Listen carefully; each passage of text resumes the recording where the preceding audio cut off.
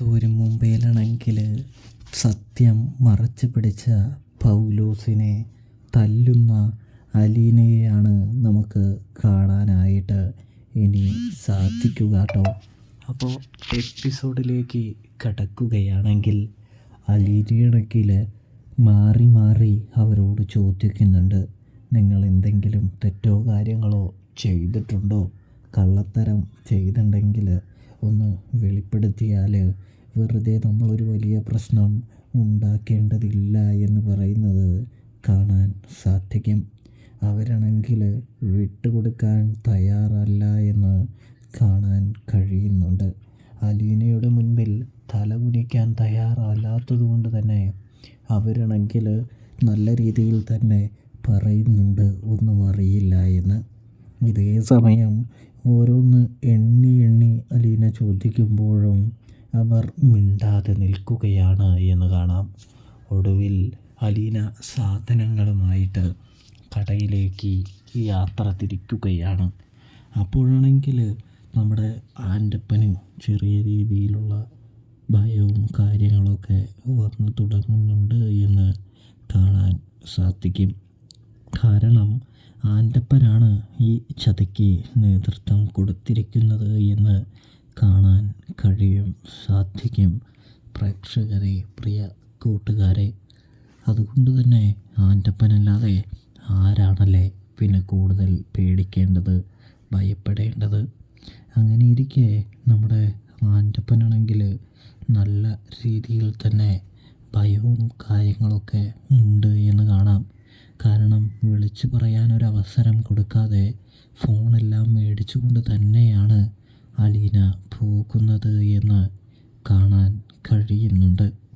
അങ്ങനെ കടയെത്തുന്നു, കടയിൽ കാര്യം ചോദിക്കുന്നു. കടയിൽ ഓണർ ആദ്യം കള്ളത്തരം പറയുന്നുണ്ടെങ്കിലും രണ്ടാമത് സത്യം പറയുന്നൊരു കാഴ്ച കാണാൻ സാധിക്കും. അതായത് ഇവരെ മാറ്റി നിർത്തിക്കൊണ്ട് തന്നെയാണ് സംസാരിക്കുന്നത് കേട്ടോ. ആരെ? പൗലോസിനെയും നമ്മുടെ ബൈജുവിനെയും കടയുടെ പരിസരത്തേക്ക് കൊണ്ടുവരാതെ നീക്കി നിർത്തിയതിന് ശേഷം അലീന ഇറങ്ങിപ്പോയി സംസാരിക്കുകയാണ്. ചേട്ടാ, വെളിച്ചെണ്ണ എന്താ വില എന്ന്. ഇതേ സമയം 450 300 രൂപയ്ക്ക് തരാമെന്ന് പറയുന്നു. അപ്പോഴാണെങ്കിൽ ഇതെന്തൊരു കത്തി വിലയാ ചേട്ടാ, ഇതാർക്ക് വേണ്ടിയാ ചേട്ടാ? ഇങ്ങനെ വെച്ചാൽ ചേട്ടൻ മാത്രമേ നന്നാവുള്ളൂല്ലോ എന്ന് പറയുമ്പോൾ വേണമെങ്കിൽ മേടിച്ചാൽ മതി എന്ന് പറയുമ്പോൾ മാന്യമായിട്ട് സംസാരിച്ചില്ലെങ്കിലേ പഠിച്ച് പൊളിക്കുമെന്ന് പറഞ്ഞുകൊണ്ട് ഔതക്കുട്ടി അവിടേക്ക് വരികയാണ്. നിനക്ക് ഞാൻ ആരാണെന്ന് മനസ്സിലായോടാ എന്ന് ചോദിച്ചുകൊണ്ട് തന്നെ, നീയെ പറ്റിക്കുന്നില്ലേ Stanley, retired colonel Stanley Joseph, അവൻ്റെ അപ്പനാണ് ഞാനെന്ന് പറയുന്നു. മര്യാദയ്ക്ക് പറയടാ എന്താണ് സംഭവമെന്ന്. ഇതേ സമയം കാര്യങ്ങളൊക്കെ കയ്യിൽ നിന്ന് പോയി എന്ന് തിരിച്ചറിയുന്ന കടക്കാരൻ ഒരു തുള്ളി പോലും വിടാതെ സത്യം പറയുകയാണ് എന്ന് കാണാം. ഇതേ സമയം എല്ലാം ഇവർ പറയുന്നത് പ്രകാരമാണ് താൻ പ്രവർത്തിച്ചത് എന്ന് പറയുമ്പോൾ അതിൽ നിങ്ങളും ഒരു പങ്ക് വാങ്ങിയില്ലേ എന്ന് അലീന ഇടത്തമാരി ചോദിക്കുന്നു. അവർ പറയാതെ തന്നെ അലീന അത് ചോദിക്കുമ്പോൾ അവർക്ക് ആ ചോദ്യത്തിനുള്ള ഉത്തരം കിട്ടുന്നുണ്ട്. അയാൾ പറയുന്നുണ്ട്, എനിക്ക് ഇടയ്ക്കൊക്കെ കുറച്ച് കാശ് കൈക്കൂലിയായിട്ട് ഇത് മോഷ്ടിക്കുന്നതിൽ നിന്നും തരാറുണ്ട് എന്ന് പറയുന്നത് കാണാൻ സാധിക്കുന്നുണ്ട്. കൂടാതെ മീൻ കടയിൽ പോകുന്നുണ്ട്, എവിടെ നിന്നൊക്കെ സാധനം മേടിച്ചിട്ടുണ്ടോ അവിടെയൊക്കെ പോകുന്നുണ്ട്. അവിടെയെല്ലാം വർഷങ്ങളായിട്ട് നല്ല രീതിയിൽ ഇവർ തട്ടിപ്പ് നടത്തിയിട്ടുണ്ട് എന്ന് അലീനയ്ക്ക് ബോധ്യമാവുകയാണ്. അപ്പോഴാണെങ്കിൽ അലീന അവരെ വേണമെങ്കിൽ അവിടെ വെച്ച് വലിച്ചു കീറി നാണം കെടുത്താമായിരുന്നു. എന്നിരുന്നാലും പപ്പയ്ക്ക് ഇഷ്ടമുള്ളവരെ, പപ്പയുടെ പ്രിയപ്പെട്ടവരെ അങ്ങനെ നാണം കെടുത്തുന്നത് ശരിയല്ല എന്ന് തിരിച്ചറിയുന്ന അലീന വീട്ടിലേക്ക് പോവാൻ ബൈജുവിനോട് ആവശ്യപ്പെടുകയാണ്. തുടർന്ന് വീട്ടിലേക്ക് എത്തുകയാണ് എന്ന് കാണാം. എന്തിനാണ് നിങ്ങൾ ഈ കള്ളത്തരം കാണിച്ചത്? എന്ത് ചെയ്യാനാണ് നിങ്ങൾക്ക് ഈ പൈസ എന്ന് ചോദിക്കുന്നു. പപ്പയുടെ വിശ്വാസത്തെയല്ലേ നിങ്ങൾ ഇപ്പോൾ തകർത്തത് എന്ന് ചോദിക്കുന്നു. നാഴികയ്ക്ക് 40 വട്ടം പപ്പ പലതവണയായി എന്നോട് പറഞ്ഞിട്ടുണ്ട്, പപ്പയുടെ കൂടെയുള്ളവർ വിശ്വസിക്കാൻ നല്ലവരാണെന്നും സത്യസന്ധരാണെന്നും. ഇതാണോ നിങ്ങളുടെ സത്യസന്ധത എന്ന് പറയുന്നു. കൂടാതെ പൗലോസേട്ടൻ പറയുന്നുണ്ടല്ലോ, ആത്മാർത്ഥമായിട്ടാണ് ഞാൻ ഇത്രയും നാൾ ഇവിടെ ജോലി ചെയ്തത് എന്ന്. 8 വർഷത്തിൽ മേലെയായില്ലേ ഇവിടെ ജോലി ചെയ്യാൻ തുടങ്ങിയിട്ട്. 1 വർഷം വിട്ടേക്കൂ, ബാക്കി 7 വർഷവും കള്ളത്തരത്തിലൂടെയല്ലേ ഈ ജോലി ചെയ്തുകൊണ്ടിരുന്നത്. ഇതാണോ പൗലോസേട്ടൻ്റെ ആത്മാർത്ഥത എന്ന് ചോദിക്കുകയാണ് അലീന. ശമ്പളത്തോടൊപ്പം കിമ്പളവും അല്ലേ?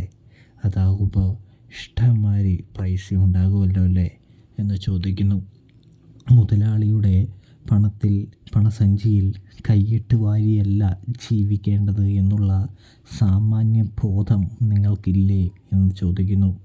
നിങ്ങൾ ഇങ്ങനെ പ്രവർത്തിച്ചാൽ എങ്ങനെയാണ് എൻ്റെ പപ്പ നിങ്ങളെ വിശ്വസിച്ച് ഇതൊക്കെ ഏൽപ്പിച്ച് പോവുക? നിങ്ങളെല്ലാം തിന്നുമല്ലോ, എല്ലാം തുറക്കുമല്ലോ, എല്ലാം തുറന്നു നോക്കുമല്ലോ എന്ന് പറയുന്നു. ഒരു സാധനം പോലും ഇല്ലാതെ നിങ്ങൾ അടിച്ചു മാറ്റുമല്ലോ എന്ന് പറയുന്നു. അങ്ങനെ എന്തോരം അടിച്ചു മാറ്റിയിട്ടുണ്ട് എന്നതാണ് അടുത്ത ചോദ്യമെന്ന് കാണാം. ഇതേ സമയമാണെങ്കിൽ കുഞ്ഞെ ഞങ്ങളൊന്നും ചെയ്തിട്ടില്ല എന്ന് പറയുമ്പോൾ ഔതക്കുട്ടി പറയുന്നുണ്ട്, നിങ്ങളൊന്നും ചെയ്യാതെയാണോടാ ഇപ്പോൾ ഇത്രയും വെട്ടിപ്പ് നടത്തിയത്? അപ്പോൾ അവൻ്റെ കണ്ണിൽ പെടാതെ നീയൊക്കെ എന്തൊക്കെ ചെയ്യുന്നുണ്ടാവോടാ എന്ന് ചോദിക്കുന്നത് കാണാൻ കഴിയും. നിന്നെയൊക്കെ വിശ്വസിച്ച അവനെ പറഞ്ഞാൽ മതിയല്ലോ. നിങ്ങളെ വിശ്വസിക്കരുതെന്ന് ഞാൻ പലതവണ പറഞ്ഞതാ, ഇത്രയും വലിയ ചതിയന്മാർ എന്ന് പറയുന്നു. അത് കേട്ടതും എല്ലാത്തിൻ്റെയും ചരട് ഞങ്ങളൊന്നുമല്ല, ഞങ്ങൾ ആൻ്റപ്പൻ ചേട്ടൻ പറയുന്നതാണ് അനുസരിക്കുന്നത്. ആൻ്റപ്പൻ ചേട്ടനാണ് ഇതിൻ്റെ എല്ലാത്തിൻ്റെയും ഉത്തരവാദി, കാരണക്കാരൻ എന്ന് പറയുമ്പോൾ പുള്ളിയും തെറ്റുകാരനായിരിക്കാം എന്ന് കരുതി എല്ലാ കുറ്റവും പുള്ളിയുടെ തലയിൽ അങ്ങനെ ചാരി വയ്ക്കാൻ നോക്കണ്ട. നിങ്ങളും തെറ്റുകാരാണ് എന്ന് പറയുന്നു. നിങ്ങൾക്കും ആള് പൈസ തന്നിട്ടില്ലേ എന്ന് ചോദിക്കുന്നത് കാണാൻ സാധിക്കുന്നുണ്ട്. ഇതേ സമയമാണെങ്കിൽ ഒന്നും മിണ്ടുന്നില്ല പൗലോസ്. എന്താ പൗലോസേട്ടാ, നാവിറങ്ങിപ്പോയോ എന്ന് ചോദിക്കുന്നത് കാണാൻ സാധിക്കുന്നു. ഇതേ സമയം നമ്മുടെ പൗലോസാണെങ്കിൽ ഒന്നും മിണ്ടാതെ നിൽക്കുകയാണ് എന്ന് കാണാൻ സാധിക്കും. അപ്പോൾ അലീന ആൻ്റപ്പൻ്റെ അടുത്തേക്ക് പോവുകയും ആൻ്റപ്പനെ കൂട്ടിലിട്ട് പൊരിക്കുകയും തുടർന്ന് പൗലോസിന് കള്ളം പറഞ്ഞതിനുള്ള ശിക്ഷ നൽകുകയും ചെയ്യുന്നത് കാണാൻ സാധിക്കുന്നുണ്ട് പ്രേക്ഷകരെ, പ്രിയ കൂട്ടുകാരെ. അപ്പോൾ റിവ്യൂ ഇഷ്ടപ്പെട്ട് കഴിഞ്ഞാൽ ചാനൽ മറക്കാതെ ഒന്ന് സബ്സ്ക്രൈബ് ചെയ്ത് സപ്പോർട്ട് ചെയ്യാനായിട്ട് പ്രത്യേകം ശ്രദ്ധിക്കണേ. Thanks for watching.